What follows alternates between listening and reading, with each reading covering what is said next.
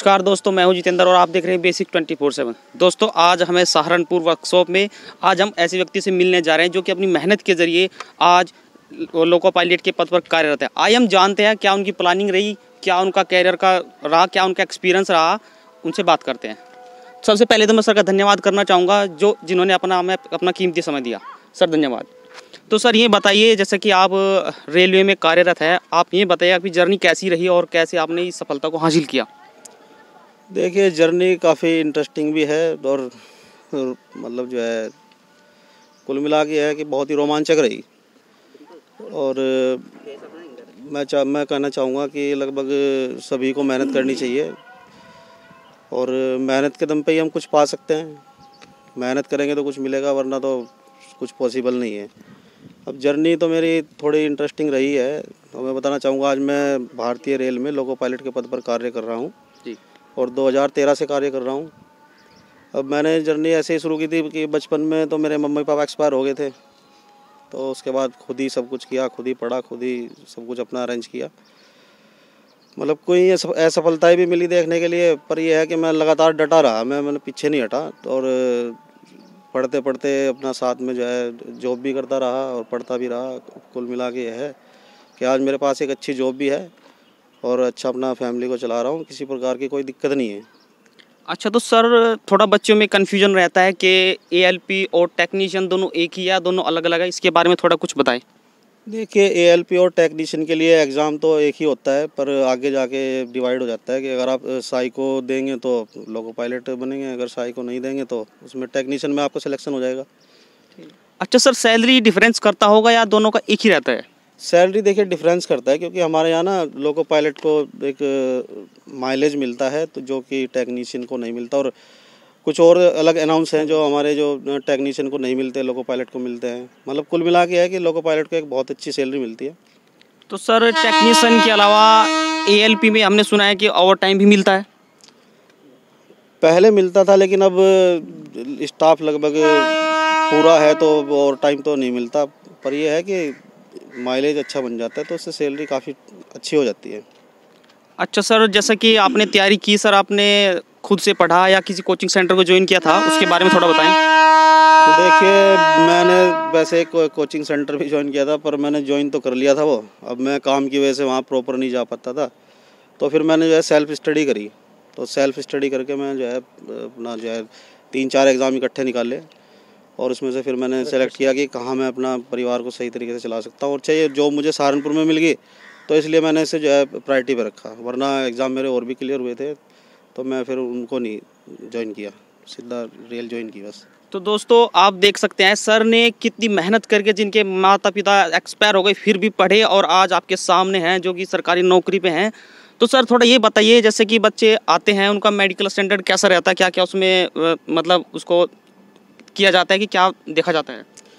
Medical में mainly हमारा A1 category का मेडिकल होता है। उसमें जो है आपकी जो आइज़ हैं वो विज़न है जो 6/6 होना चाहिए, और कोई कलर विज़न आपका जो है नॉर्मल होना चाहिए बस। और A1 कैटेगरी का मेडिकल होता है, तब उसके लिए आप तैयार रहें। जो भी लोको पायलट या ALP भर्ती होना चाहता है रेल में, तो मेडिकल उनका A1 होना चाहिए। अच्छा सर, आपको क्या क्या अलाउंस मिलते होंगे, थोड़ा बताएं। अनाउंस तो हैं, काफ़ी सारे हैं। जो HRA वगैरह है, हमारा जो हाउस रेंट अनाउंस है, और रनिंग अनाउंस है, TA DA, और नाइट अनाउंस भी मिलता है, और माइलेज मिलता है। भाई ये सब अनाउंस हमें मिलते हैं। सर वो थोड़ा फ्री ट्रेवल के बारे में बताइए, जो एम्प्लॉयर होते हैं उनकी फैमिली से रिलेटेड कुछ उनको अलाउंस मिलते हैं, उनको कुछ टिकट फ्री मिलते हैं पास आने जाने का, उसके बारे में थोड़ा बताएं।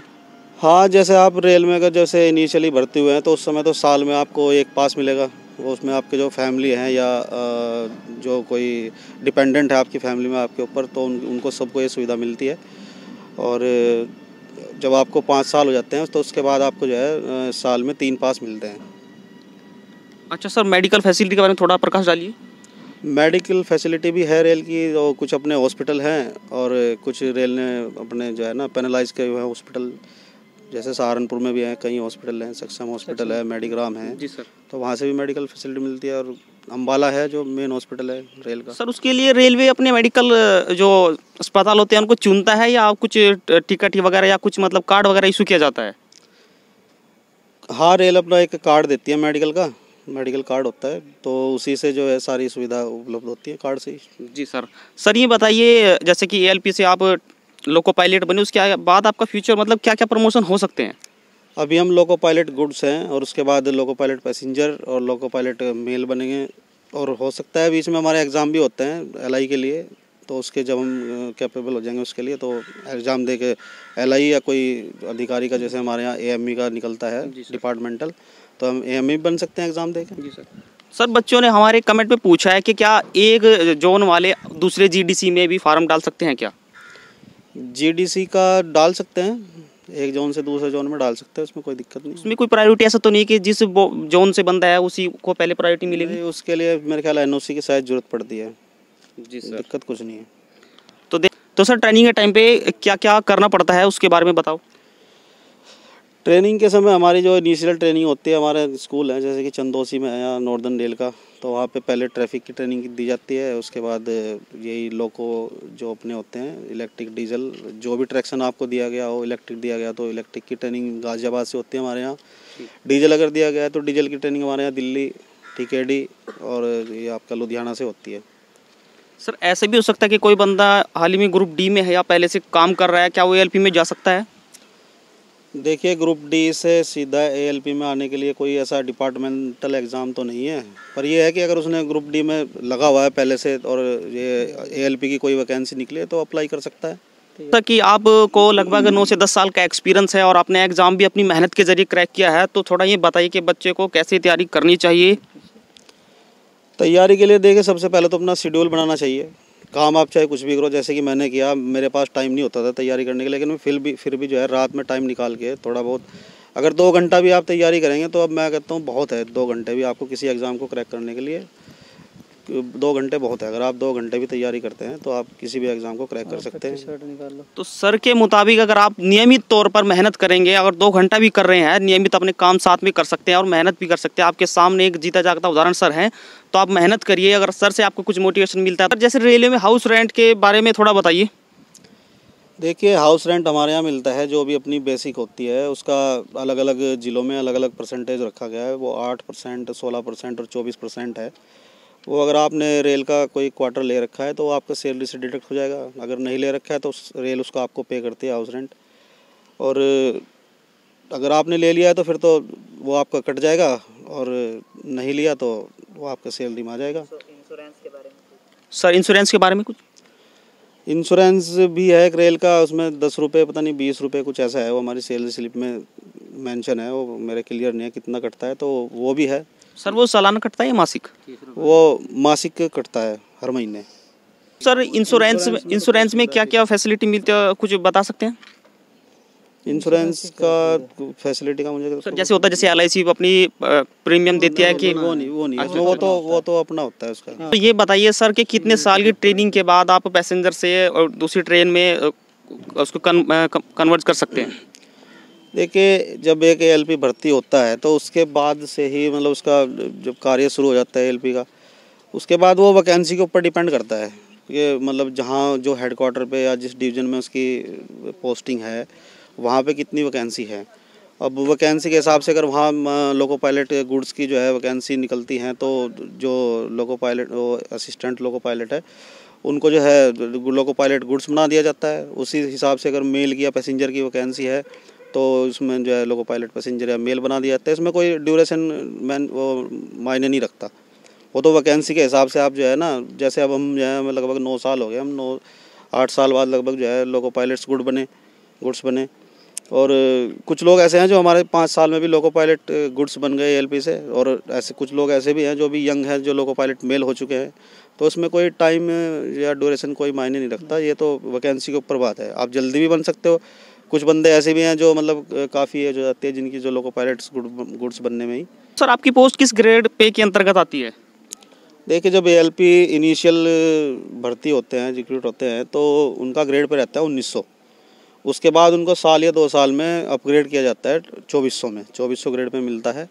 और जब हम प्रमोट होते हैं एलपीजी लोको पायलट गुड्स, तो हमारा ग्रेड पे हो जाता है 4200, और ये 4200 ग्रेड पे हमारा loco pilot passenger loco pilot mail तक रहता है। उसके बाद अगर आप LI CLI यानी लोको इंस्पेक्टर बनते हैं तो आपका ग्रेड पे 4600 हो जाता है। अगर आपने कोई डिपार्टमेंटल एग्ज़ाम दे के निकाल लिया तो फिर वो अधिकारी रैंक के हिसाब से जितने भी ग्रेड पे उन्हें मिलते हैं तो वो उनका हो जाता है बस। तो सर जैसे भी रेलवे ने अनाउंस कर दिया है कि 23 फरवरी से रेलवे ग्रुप डी के एग्ज़ाम स्टार्ट होने जा रहे हैं, तो थोड़ा सा बताइए बच्चे इस लास्ट टाइम में कैसे पढ़े और क्या पढ़े और किस तरीके से तैयारी करनी चाहिए। तैयारी तो जैसे कि मैंने पहले कहा था आपको कि अपना थोड़ा सा रूटीन तो बनाएं, 2 घंटा कम से कम रोज़ पढ़ें और प्रैक्टिस सेट जो आते हैं हमारे उनके जो है थोड़ा निकाल लें उनको। दिन में कम से कम 10 भी अगर निकाल रहे हो तो आप बहुत है आपके लिए। बस ये है कि आप थोड़ा रूटीन में पढ़ें, कंटिन्यूटी बना के रखें पढ़ाई के प्रति। कंटिन्यूटी बनी रहेगी तो आपका थोड़ा जो है ना हिसाब ऐसा बना रहेगा कि आप जो है कोई भी चीज़ होगी आपके माइंड में रहेगी। अब माइंड में रहेगी तो आप जो है उतनी अच्छा परफॉर्मेंस देंगे एग्ज़ाम में। तो बस मेरा कहना यही है कि अपनी थोड़ा पढ़ाई में कंटिन्यूटी बना के रखें। ये ना हो कि भाई चलो आज नहीं कल नहीं परसों, जब तक कंटिन्यूटी नहीं होगी तो फिर आपका जो है ना सेटअप नहीं होगा एग्ज़ाम के प्रति। तो बस यही है कि 2 घंटा कम से कम, इसके पास ज़्यादा टाइम हो तो ज़्यादा भी तो और अच्छा निकाल लेगा। लेकिन अगर आपको एग्ज़ाम क्रैक ही करना है मिनिमम 2 घंटे देने ही चाहिए। 2 घंटे आप डेली शेड्यूल बनाइए कि 2 घंटे आपको देने ही देने हैं। बस 2 घंटे अगर आप दे रहे हैं तो मैं गारंटी के साथ कहता हूँ आप किसी भी एग्ज़ाम को क्रैक कर सकते हो। तो देखा सर ने अपनी मेहनत के जरिए कितना स्ट्रगल किया, जिनके पेरेंट्स ही बचपन में ही गुजर गए हो, उन्होंने कितनी मेहनत की होगी और आज आपके सामने खड़े हैं। तो आपसे भी यही विनती है कि आप भी पढ़े और सर से सीखें। और दोस्तों आप इस चैनल पर नए हैं तो चैनल को सब्सक्राइब करें और बेल घंटियाँ को सब जरूर दबाएं। धन्यवाद।